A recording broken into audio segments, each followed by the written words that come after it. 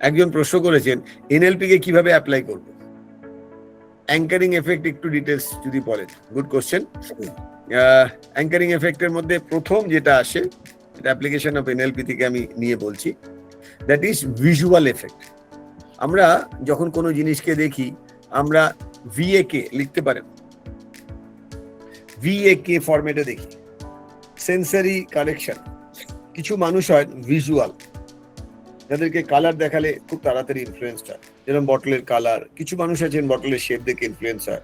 আপনারা দেখবেন কোন একটি জলের বোতলে এমন ভাবে রাখা থাকে, এমন ভাবে বোতলটা ধরার জায়গা থেকে অনেকে ধরে। জলের নাম, বটলের নামেই এমন একটা নাম যেটার মধ্যে একটা ট্রিগার ওয়ার্ড আছে, কিনলে।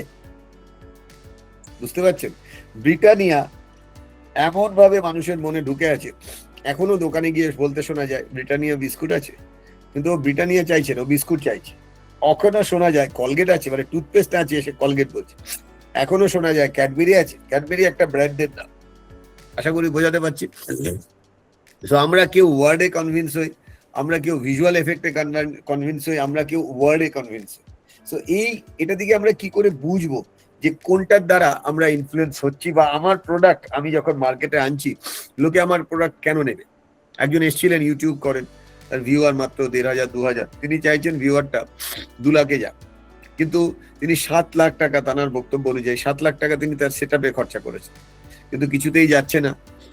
দুটো একটা করে ভিউয়ার্স বাড়ছে, উনি কনফিডেন্স পাচ্ছেন না, হারিয়ে ফেলছেন। তাহলে কোনটা ইম্পর্টেন্ট? ওনার মার্কেটিং স্কিল ইম্পর্টেন্ট না কনসিস্টেন্সি ইম্পর্টেন্ট? এগুলো নিয়ে আজকে আমরা জাস্ট টাচ করে যাচ্ছি, আমরা এগুলো নিয়ে ডিটেলসে যাব।